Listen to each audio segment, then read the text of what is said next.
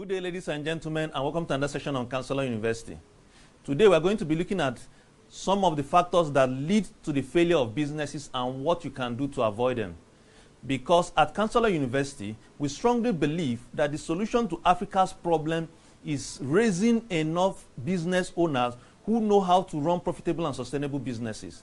That is why our mission at Kanselor University is to teach business owners like you what you need to do to make your business profitable and sustainable. Today, we are going to be teaching you about two factors that can actually kill any business and what you can do to actually avoid them or to rescue your business from those factors. Now, some of them, what we'll be teaching has been taken from our books, Executive Confidence, Secret Habit that top executives use to make themselves confident and successful in business and life. So today, one of the factors I want to talk about is a factor I've termed procrastination. Procrastination is the biggest hindrance to business success in Africa. A lot of businesses are struggling because most business owners have set goals for themselves, have set out agendas of what they plan to do, but 1 week, 2 weeks, 2 months, 1 year down the line, they have not done anything about it. Every day they wake up, they say, okay, I'll do this thing tomorrow. And because they keep procrastinating on things that they need to do today, they wake up tomorrow and find out that those things that they've procrastinated till tomorrow to next week have turned into crisis for them. Let me give you an instance. One of our clients we work with, and we looked at through his staff documents, and we noticed that some of his staff didn't have guarantors form in their documentation files. And we told them, these staff, have you done anything to confirm their guarantors? He said he would do them later. And for weeks we were asking him, what have you done that these staffs are handling millions for you? What have you done to ensure that if anything goes wrong, you have where to lay hold on? This man said he was going to do something about it until one day he called us and said one of his staff has disappeared with the car he's given and with his goods. I said, okay, have you bothered to call the guarantors that he gave to you to confirm that they can actually take responsibility for the person they signed for? Lo and behold, when he called to confirm the guarantors, all the addresses there were faked, all the phone numbers were fake. This was somebody who had enough time to do something to protect his business. But because he kept procrastinating, he kept shifting it till tomorrow, today that single procrastination has cost him millions. There are a lot of things that you need to do today that you've shifted till tomorrow. But by tomorrow, you might shift them till next tomorrow until they become a crisis. And most times when they become crisis, things that would have cost you little money or no money to solve, you find yourself spending millions or hundreds of thousands to solve them. Procrastination is something that you need to work on. And one of the ways of working on procrastination is every day, write down a list of things you want to accomplish for the day. And after you've written them down, make sure that you take them step by step in executing them. Start by listing the difficult ones first, especially when you wake up, when you start to begin your activities in the office in the day. That way you can tackle the difficult ones such that you don't push them towards the end of the day, that when you get there, you just shift them to the next day. When you start to work with goals every day and setting goals that are focused on the objective of your business, on the mission of your business, you find out that the number of times you procrastinate on things will start to reduce. Most importantly too, you also need to start to place sanctions on people, especially your staff, when they deliberately start to procrastinate on things that they are supposed to do. Let's say, for instance, a staff is supposed to deliver a mail tomorrow, for instance. And by the time he's supposed to deliver, you ask him, has this mail been delivered? He said, no, I'll deliver it the next day. There has to be a sanction for those staff, such that people in your organization need to know that you don't tolerate any form of procrastination. And when you start to sanction staff for procrastination, you notice that because they know that there's a penalty attached to them not doing what they're supposed to do when they're supposed to do them, most of them will start to do things when you expect them to do it. And that way, procrastination will be eliminated from your system. But it's also important for you too that the sanction applies to yourself. You don't sanction only your staff when they fail to do what they're supposed to do. You also need to start to sanction yourself.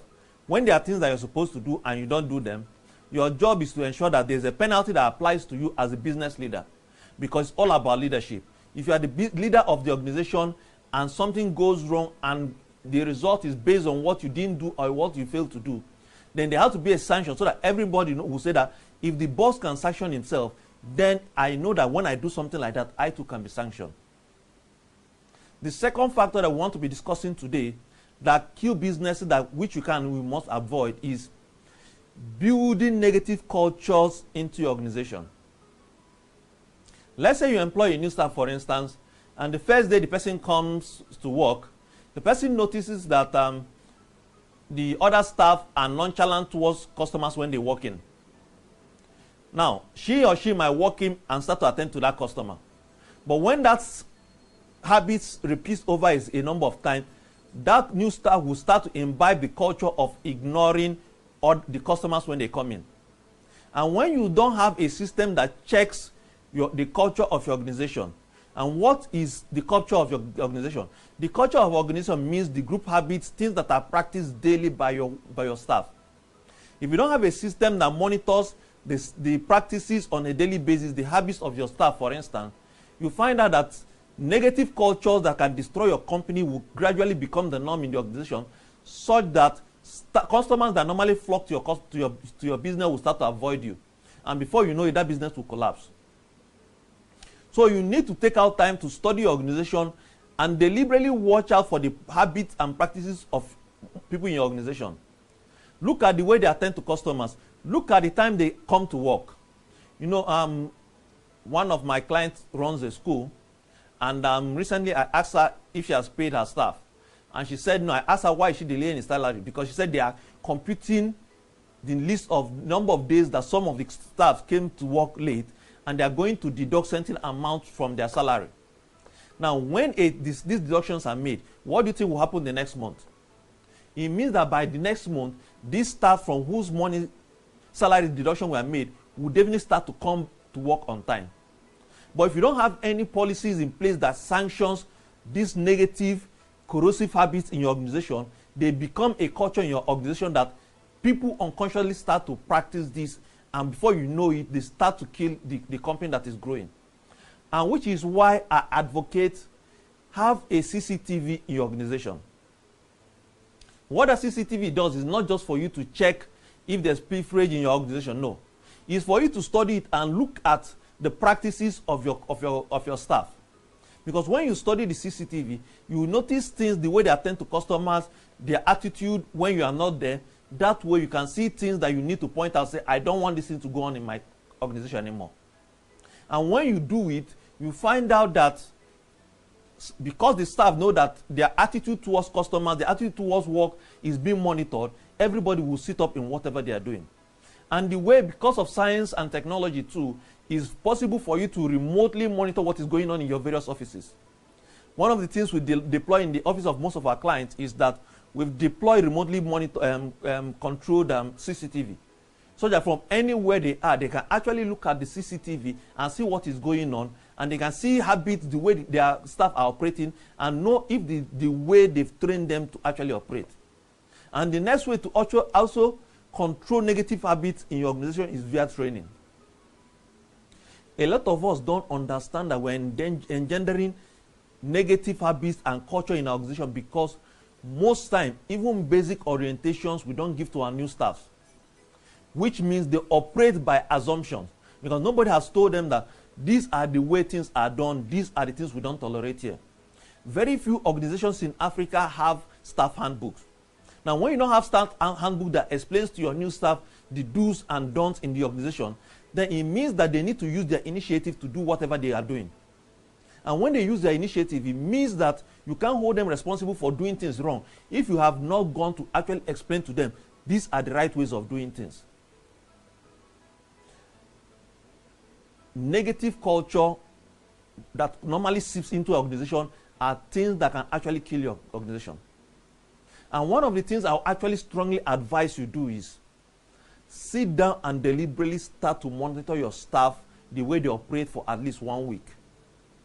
And start to take note of the negative things, the way they operate that you don't actually like. And also start to study those who are in your industry and look at the culture, the way they operate. Then you see what they are doing and start to capture them. So that after about like 1 month, you call your staff together and say, see, this set of habits, I no longer want to tolerate them in this organization. And these are the new set of habits that I want us to start to practice. And now get somebody to actually train your staff. Train your staff. A lot of people don't see the value of training because it's more like paying somebody some money to come and talk to your staff and you don't see anything coming back.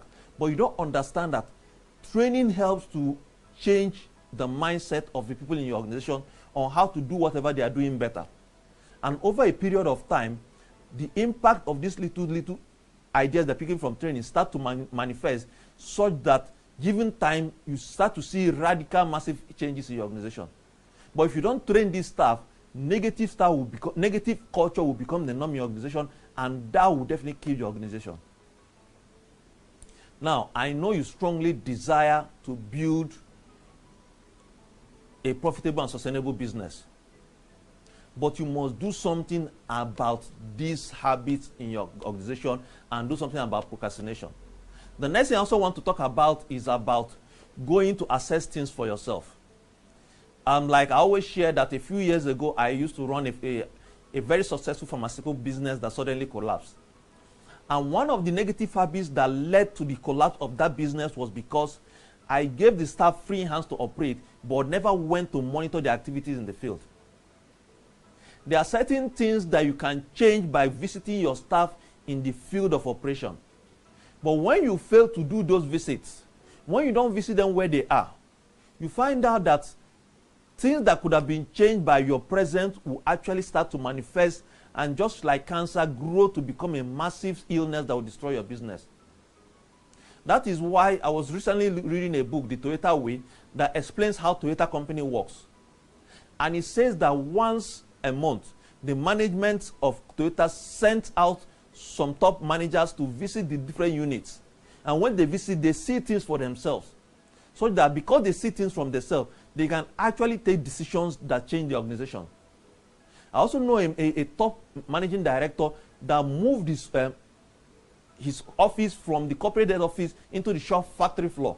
He said that way you can actually see things that are happening, and if there are decisions that needs to be made, they don't need to move through the hierarchy and bureaucracy of his organization. He can instantly take decisions that can change things. The same thing needs to be about you. Start to visit the different units of your company. Start to visit your customers.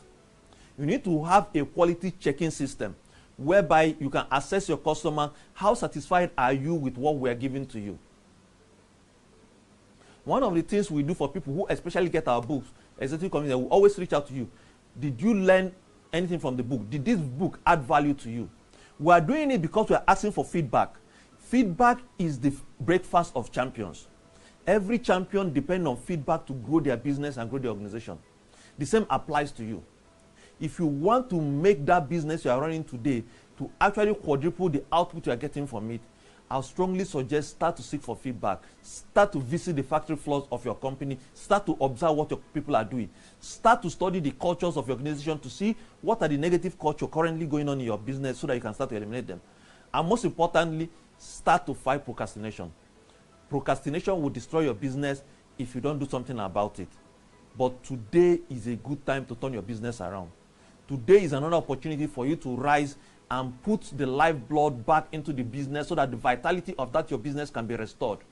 There's no reason why that business you are running shouldn't be profitable and sustainable. But you can do that, you can turn that business around to become one of the most successful in your industry when you start to take conscious steps to actually save you from these factors that keep businesses, which most business owners don't know. Once again, we're inviting you to our next training holding at our campus in Lagos. You can reach us on how to attend by reaching us out on one of our social media platforms, or you can call us on 080-2362-2171.